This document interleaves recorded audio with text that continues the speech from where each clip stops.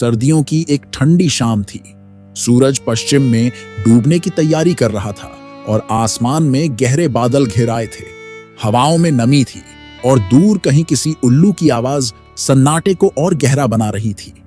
मध्य प्रदेश के एक सुनसान इलाके में स्थित रायगढ़ हवेली अपनी पुरानी दीवारों के भीतर अनगिनत कहानियां छुपाए बैठी थी। लोग कहते थे कि यह हवेली वीरान नहीं है, बल्कि यहां कोई अदृश्य शक्ति अब भी निवास करती है। लेकिन इतिहासकारों के लिए यह सिर्फ एक मिथक था, एक कहानी जिसे लोगों ने समय के साथ जोड़कर बढ़ा चढ़ाकर पेश किया था। अर्जुन वर्मा, एक प्रसिद्ध इतिहासकार और शोधकर्ता, इन कहानियों में ज्यादा विश्वास नहीं रखते थे। उनके लिए यह हवेली मात्र एक ऐतिहासिक धरोहर थी, जहां सदियों पुराने ग्रंथ और हस्तलिखित पांडुलिपियां मिल सकती थीं। उनका शोध भारत की भूली बिसरी कथाओं और गुप्त ग्रंथों पर था, और इसी तलाश में वे इस वीरान हवेली तक आ पहुंचे थे। अर्जुन ने भारी लकड़ी के दरवाजे को धीरे धीरे धक्का दिया। दरवाजा चरमराते हुए खुला और अंदर घना अंधकार पसरा हुआ था। उनकी टॉर्च की रोशनी में दीवारों पर जैसे जमी धूल, पुराने चित्रों के धुंधले चेहरे और मकड़ियों के जाले चमक उठे। हवेली का हर कोना जैसे किसी बीते युग की कहानियां फुसफुसा रहा था। वे सीधे उस पुस्तकालय की ओर बढ़े, जिसके बारे में उन्हें पुराने दस्तावेजों से जानकारी मिली थी। पुस्तकालय की हालत जर्जर थी। चारों ओर बिखरी किताबें, आधे टूटे हुए शेल्फ और फर्श पर गिरी हुई पांडुलिपियां। अर्जुन ने धूल झाड़कर एक एक किताब को देखना शुरू किया। अचानक उनकी नजर एक कोने में रखी एक काली चमड़े की जिल्द वाली पांडुलिपि पर पड़ी। यह पांडुलिपि बाकी किताबों से अलग थी, अधिक प्राचीन, अधिक रहस्यमयी। उसकी जिल्द पर सोने के अक्षरों में कुछ संस्कृत में लिखा था, जिसे अर्जुन ने ध्यान से पढ़ने की कोशिश की। लेकिन इससे पहले कि वे कुछ समझ पाते, उनकी नजर उसके ऊपर लिखी चेतावनी पर गई। इसे मत पढ़ो, वरना तुम इसका हिस्सा बन जाओगे। एक पल के लिए अर्जुन ठिठक गए। चेतावनी को नजरअंदाज करना आसान नहीं था, लेकिन विज्ञान और तर्क में विश्वास रखने वाले अर्जुन के लिए यह केवल एक लोक कथा जैसा था, किसी अज्ञात लेखक की कल्पना। उन्होंने हल्की हंसी के साथ पांडुलिपि को उठाया और पढ़ना शुरू किया। जैसे ही उन्होंने पहला पृष्ठ खोला, कमरे में अचानक ठंडी हवा बहने लगी। एक पल पहले जो वातावरण स्थिर था, वह अब किसी अदृश्य हलचल से भर गया था। दूर से किसी के कदमों की धीमी आहट सुनाई दी। अर्जुन ने तुरंत पीछे मुड़कर देखा, लेकिन वहां कोई नहीं था। उन्होंने अपनी टॉर्च की रोशनी चारों ओर घुमाई, लेकिन सब कुछ वैसा ही था, पुराना, टूटा फूटा, वीरान। उन्होंने खुद को समझाया कि यह सिर्फ उनके दिमाग की उपज है। हवेली पुरानी थी और पुरानी इमारतों में इस तरह की आवाजें सामान्य होती हैं। उन्होंने पांडुलिपि के अगले पन्ने पर नजर दौड़ाई। यह कहानी एक बूढ़े यात्री की है, जो एक रहस्यमयी गांव में पहुंचा था। लेकिन यह कहानी सिर्फ पढ़ने के लिए नहीं है। जो इसे पढ़ेगा, वह इसका हिस्सा बन जाएगा। अर्जुन की आंखें चौड़ी हो गईं। पांडुलिपि की लिखावट मानो उनसे संवाद कर रही थी। लेकिन इससे पहले कि वे उसे बंद कर पाते, हवेली के दरवाजे अचानक जोर से बंद हो गए। टॉर्च की रोशनी कुछ पल के लिए कांप गई। कमरे में एक अनजानी सरसराहट गूंज उठी और फिर जैसे कोई फुसफुसाया, अब तुम इसे पूरा पढ़े बिना नहीं रुक सकते। अर्जुन के शरीर में एक अजीब सी सिहरन दौड़ गई। उन्होंने तेजी से चारों ओर देखा, लेकिन कमरे में कोई नहीं था। केवल पुरानी किताबों की धूल भरी गंध, ठंडी हवा की सरसराहट और उस पांडुलिपि के शब्द, जो अब उनके दिमाग में गूंजने लगे थे। अब तुम इसे पूरा पढ़े बिना नहीं रुक सकते। उन्होंने खुद को शांत करने की कोशिश की। यह सिर्फ मेरा भ्रम है, उन्होंने बुदबुदाया। लेकिन उनके हाथों ने पांडुलिपि को और मजबूती से पकड़ लिया, मानो किसी अनजानी शक्ति ने उन्हें आगे पढ़ने के लिए बाध्य कर दिया हो। पांडुलिपि के अगले पृष्ठ पर लिखा था, यह कहानी एक बूढ़े यात्री की है, जो एक अनजान राह पर चल पड़ा था। न उसे मंजिल का पता था, न रास्ते का, लेकिन उसके मन में एक अजीब सा आकर्षण था, एक अदृश्य पुकार जो उसे एक सुनसान गांव तक खींच लाई। जैसे ही अर्जुन ने इन पंक्तियों को पढ़ा, उन्हें ऐसा महसूस हुआ जैसे वे स्वयं इस कथा में प्रवेश कर रहे हों। हवेली का कमरा धुंधलाने लगा और उनके चारों ओर का दृश्य बदलने लगा। अब वे किसी और जगह थे, एक अजीब गांव की ओर। अर्जुन ने खुद को एक कच्ची सुनसान सड़क पर खड़ा पाया। आसमान में काले बादल थे और ठंडी हवा उनके चेहरे को छू रही थी। चारों ओर धुंध फैली हुई थी और सामने एक छोटा सा गांव नजर आ रहा था। गांव में एक भी इंसान दिखाई नहीं दे रहा था। अचानक उन्हें दूर से लकड़ी की छड़ी टेकते हुए एक झुकी हुई परछाई आती दिखी। एक वृद्धा धीरे धीरे उनकी ओर बढ़ रही थी। उसकी आंखें गहरी और खाली थीं, जैसे उनमें कोई रहस्य छुपा हो।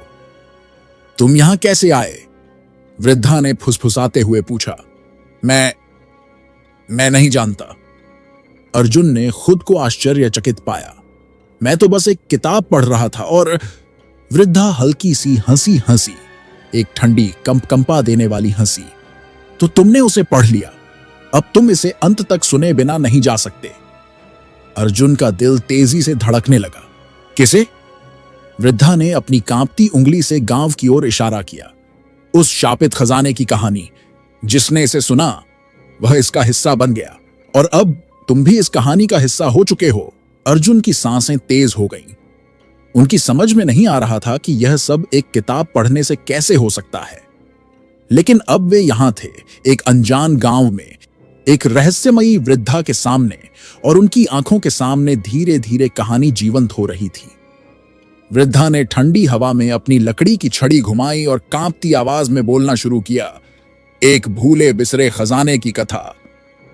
कई सदियों पहले इस गांव में एक महान योद्धा वीरेंद्र सिंह का शासन था। वह निडर, साहसी और बुद्धिमान था, लेकिन एक दिन उसने कुछ ऐसा पा लिया जो उसकी किस्मत पर भारी पड़ गया। एक रहस्यमयी खजाना जिसे देवताओं ने छिपा कर रखा था। कहा जाता है कि वह खजाना किसी साधारण मनुष्य के लिए नहीं था, लेकिन लोभ में अंधे राजा ने उसे अपने किले में ले जाने का निर्णय लिया। जैसे ही खजाना गांव की सीमा में पहुंचा, अजीब घटनाएं घटने लगीं। पहले गांव के पशु मरने लगे, फिर लोगों को अजीब अजीब सपने आने लगे, और फिर एक रात राजा स्वयं अपने महल में गायब हो गया। उसका कोई पता नहीं चला। अर्जुन ध्यान से सुन रहे थे। उनके मन में कई सवाल उठ रहे थे। लेकिन फिर क्या हुआ? वृद्धा की आंखें और गहरी हो गईं।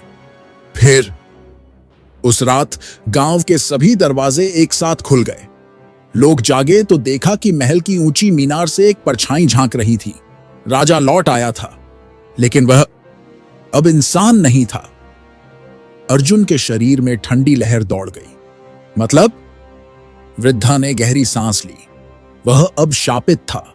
न मर सकता था, न जी सकता था। बस उसी खजाने की रखवाली करने के लिए मजबूर था, जब तक कि कोई और उसे छुड़ाने ना आए।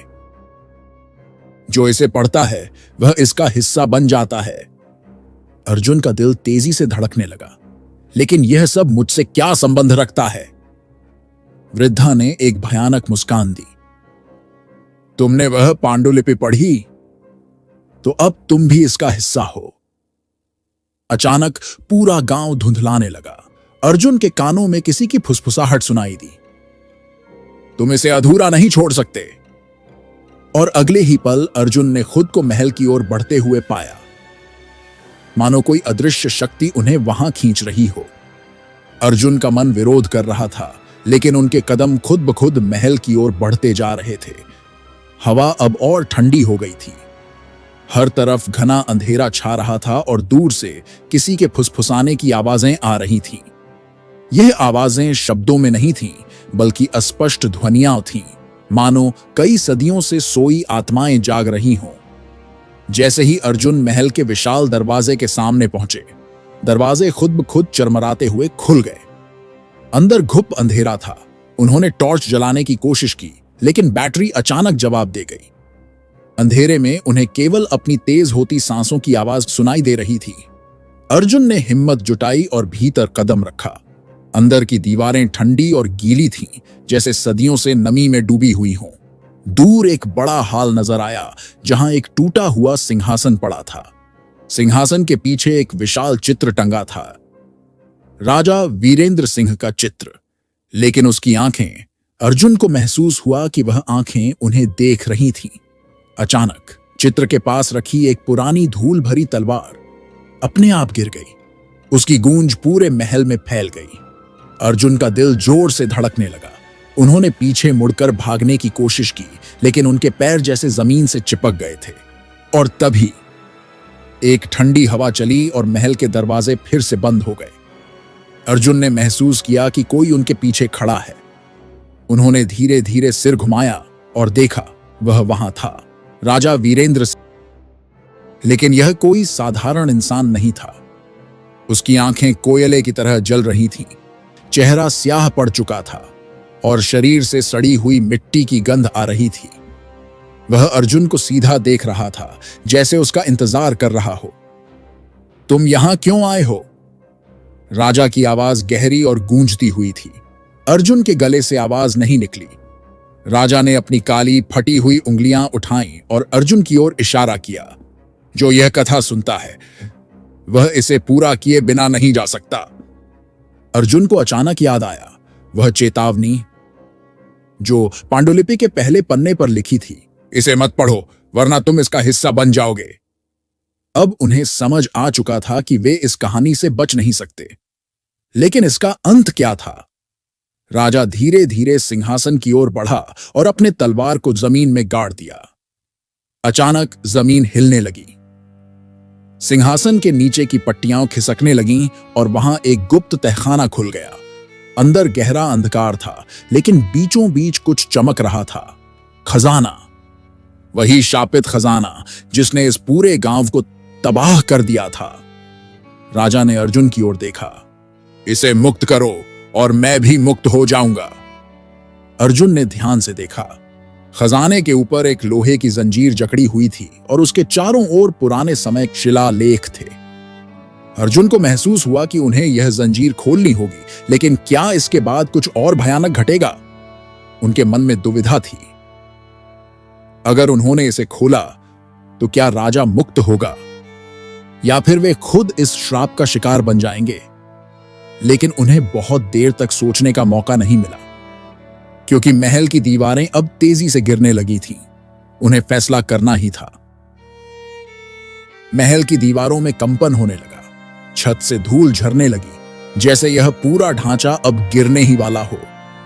अर्जुन की सांसें तेज हो गईं। उनकी नजर खजाने पर थी और उनके कानों में राजा वीरेंद्र सिंह की गूंजती हुई आवाज, इसे मुक्त करो और मैं भी मुक्त हो जाऊंगा। लेकिन अर्जुन के मन में एक सवाल था, क्या राजा सच कह रहा था या यह भी श्राप का एक हिस्सा था? अर्जुन ने चारों ओर देखा। भागने का कोई रास्ता नहीं था। महल के दरवाजे किसी अदृश्य शक्ति ने बंद कर दिए थे। उनके पास सिर्फ दो ही विकल्प थे, या तो वे खजाने की जंजीर खोलें या फिर इस महल के साथ हमेशा के लिए दफन हो जाएंगे। उन्होंने गहरी सांस ली और आगे बढ़े। जंजीर ठंडी थी और उसमें एक अजीब सी शक्ति थी, जैसे वह उनकी उंगलियों को जकड़ रही हो। अर्जुन ने पूरा जोर लगाकर उसे खींचा और तभी जंजीर टूटते ही पूरे महल में एक काली आंधी चलने लगी। एक तेज भयानक चीख पूरे हाल में गूंज उठी, मानो कोई सदियों से बंद आत्मा मुक्त हो रही हो। अर्जुन ने देखा, राजा वीरेंद्र सिंह का शरीर अब हवा में उठ रहा था। उसकी काली आंखें धीरे धीरे बुझ रही थीं और बोस की आत्मा अब एक धुएं की तरह फैलने लगी थी। उसने अर्जुन की ओर देखा और धीमे से कहा, अब यह श्राप तुम्हारा है। नया श्राप, नया अभिशाप। अर्जुन की आंखें चौड़ी हो गईं। नहीं, उन्होंने चीख कर कहा, लेकिन बहुत देर हो चुकी थी। महल अचानक पूरी तरह हिलने लगा। खजाने से एक सुनहरी रोशनी निकली और अर्जुन को अपने अंदर खींचने लगी। उनकी पूरी दुनिया घूमने लगी। फिर वही हवेली, पर कुछ बदला हुआ था। अर्जुन की आंखें खुली। वे फिर से उसी पुस्तकालय में थे जहां से यह सब शुरू हुआ था। पांडुलिपि अभी भी उनके हाथों में थी। उन्होंने तेजी से उसकी जिल्द को देखा। वहां लिखा था, इसे मत पढ़ो वरना तुम इसका हिस्सा बन जाओगे। लेकिन इस बार नीचे छोटे अक्षरों में एक और पंक्ति जुड़ चुकी थी, अब तुम इसके अगले रक्षक हो। अगला पाठक आएगा और फिर यह कथा दोबारा शुरू होगी। अर्जुन ने घबराकर पीछे देखा। पुस्तकालय के कोने में एक परछाई खड़ी थी जो उनकी ओर देख रही थी। दोस्तों, क्या लगता है आपको आगे क्या हुआ होगा? क्या कहानी यहीं पर समाप्त हो गई और डॉक्टर अर्जुन कैसे वहां से बाहर निकलेगा? अगर आपके मन में भी ये सारे सवाल है तो हमारे चैनल को सब्सक्राइब कर ले और कमेंट में लिख दे नेक्स्ट पार्ट। अगर 200 से ऊपर कमेंट आता है तो नेक्स्ट पार्ट चैनल पर जल्दी अपलोड कर दिया जाएगा। और एक बात याद रखिएगा, यह स्टोरी तो यहां खत्म हो गया है, पर डॉक्टर अर्जुन का कहानी अभी खत्म नहीं हुई है। तो चलिए मिलते हैं अगले वीडियो में, तब तक के लिए धन्यवाद।